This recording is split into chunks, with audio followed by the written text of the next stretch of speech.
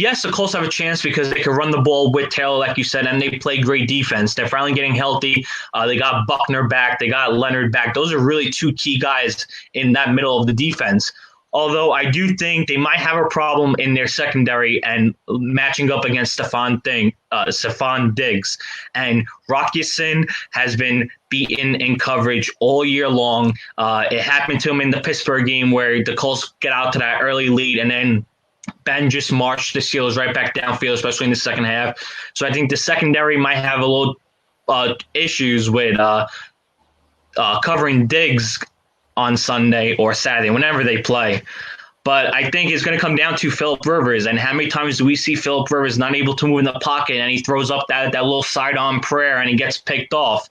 So I think having Phillip Rivers play a clean game where he can move the ball downfield. T.Y. Hilton has looked good lately. Michael Pittman is great. He's got to get his tight ends involved, and Doyle and Mo Alley-Cox. So I think Rivers will be the X factor for the Colts to pull up the upset. And if he doesn't play, and if he plays like Phillip Rivers of years past, they're not going to win. I don't think they can beat the Bills. On our podcast, I took the Bills to win by a touchdown because I just think that it will be a close game, and I think it will be a high-scoring game. I think the defenses have got their works cut out for them this weekend. But I think the Bills win out, and Rivers, I mean, he's talked about retirement if they didn't make the playoffs. I wonder how he feels if they go out on Saturday in the wildcard game. Really see the Colts really make this a close game and cover the spread. I think the key for the Colts also is they need the speed on their defense to counterattack Devin Singletary, Zach Moss, and Josh Allen in the run game. If they could do that and get sideline to sideline, because the Bills are going to try to run, with the run pass options and the regular options where Allen might roll out. I think if they could defend that, they have very good sideline to sideline speed. So if they could handle that, it could be a close game. And I think they have to score early. Buffalo is allowing fans into the stadium. That place is going to go wild. We all know how Bills Mafia is. They're in the parking lot jumping through, tables. So having them in the crowd is just going to keep gassing up that team. And if they could kind of deflate that and get off to a quick start, I think they could very well cover. If I was a betting man, I think I would take Buffalo because I think they're going to get off to a hot start. That place is going to go crazy, and they need this win more than anything. They're so overdue. It's been 20 years, I think, at the very least, since they even won a playoff game. I took the Bills by 7. I think they win it by a touchdown, maybe even a wee bit more. But I was kind of hedging my bets a little bit because I think Phillip Rivers, you can't come out this season. He has had a particularly good season. And, his wife probably wants more kids. What has he got, 9 just now? So he probably needs a couple extra years of salary in the NFL to keep him going. Rivers is good. The Colts have been good. They've went about their business really quietly, and they've kind of snuck up on teams.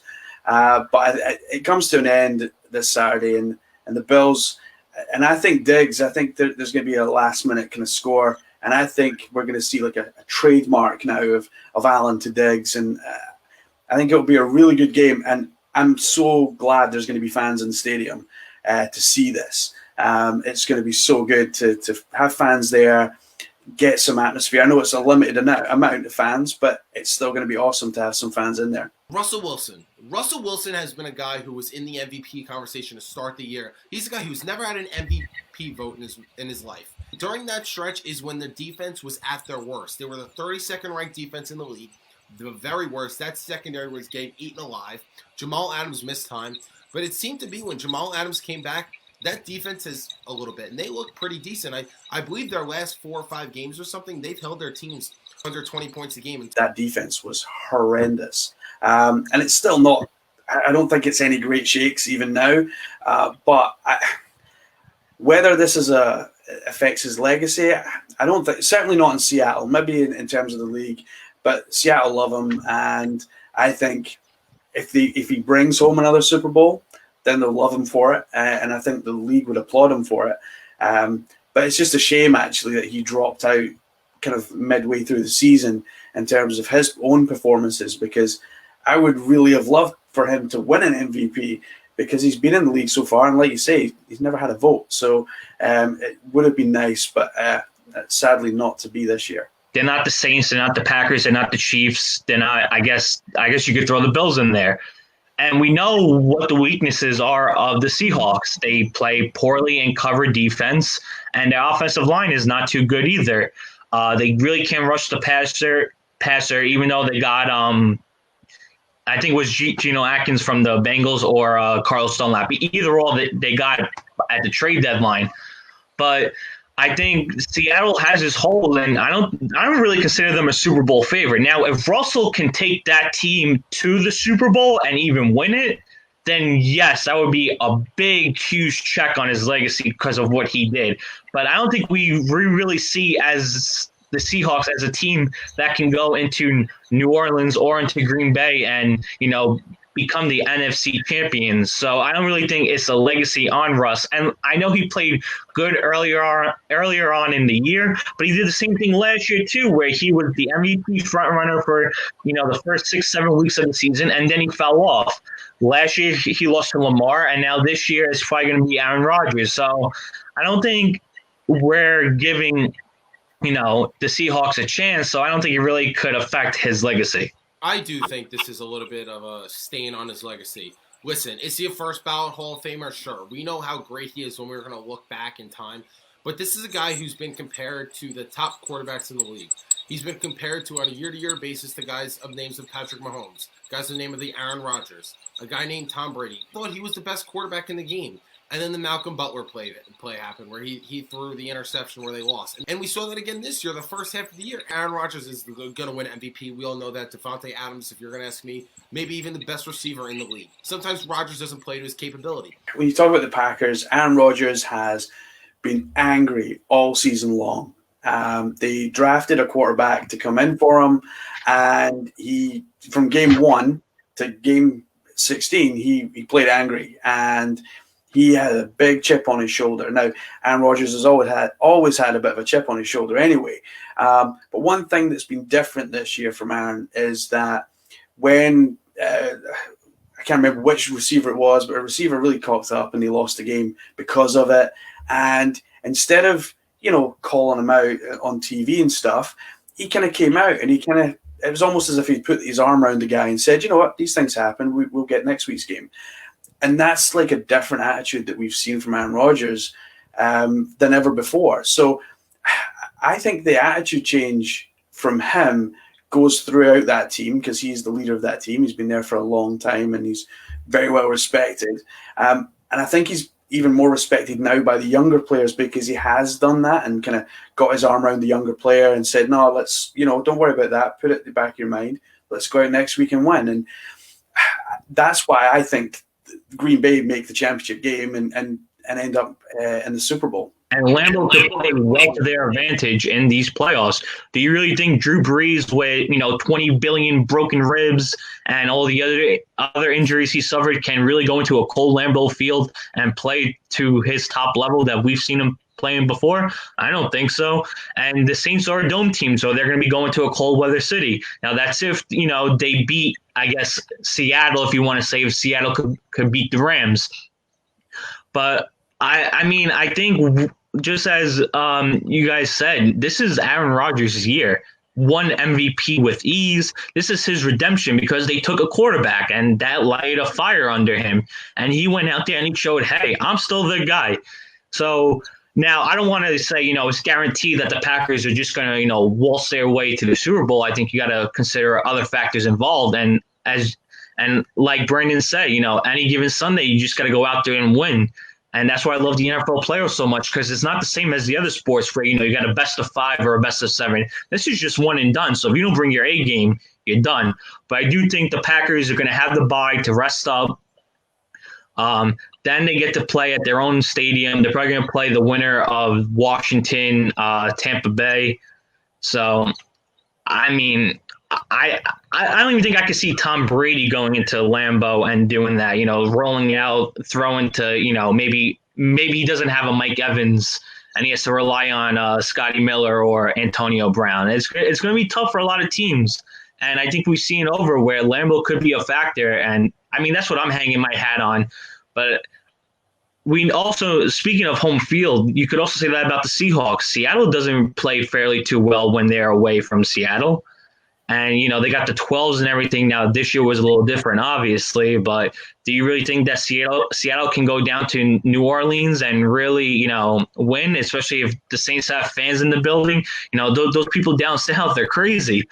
So, it's gonna be a fun playoff ride. I really wouldn't put too much stake into Wilson's legacy, even though he is a premier quarterback.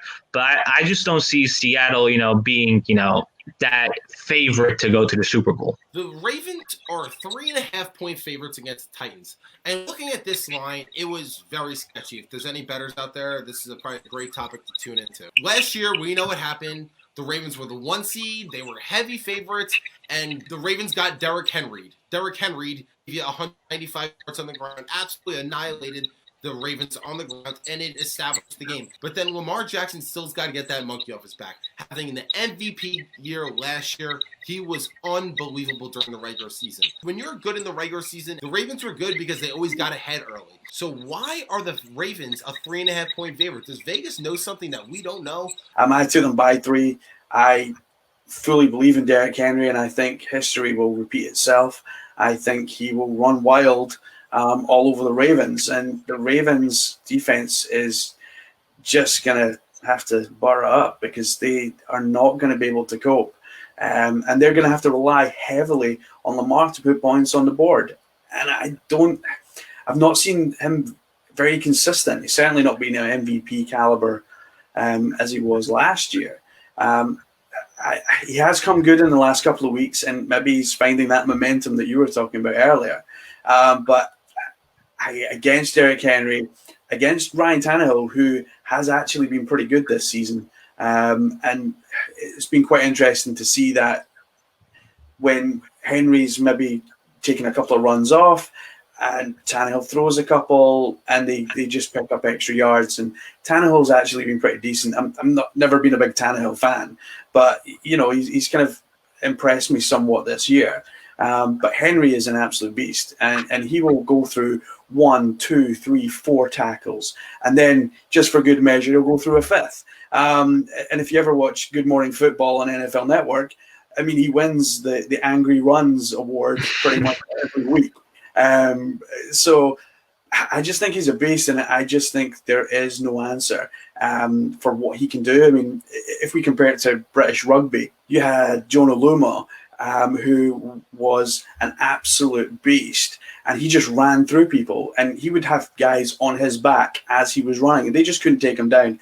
Derrick Henry is the equivalent in the NFL, and no one's going to, I just can't see them taking him down. As we know in the betting world, the home team usually gets, 3 points, a field goal.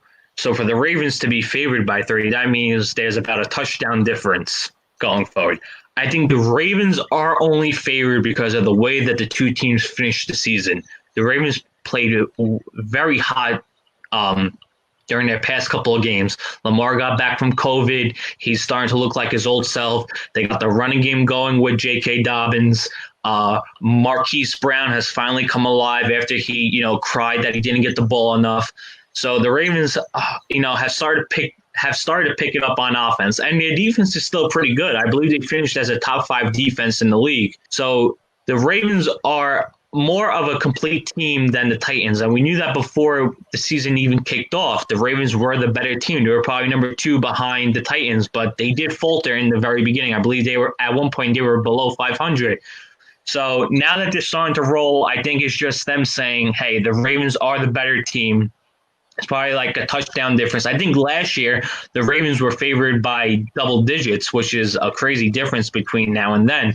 So I think the problem also with the Titans that you looked at is that defense has gotten cooked.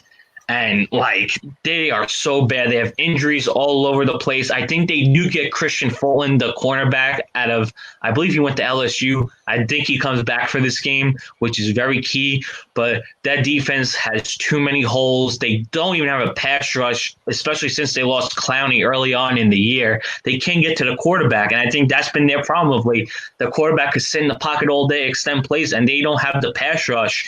And that's not going to play well up against Lamar Jackson, who can just take off or stay in the pocket.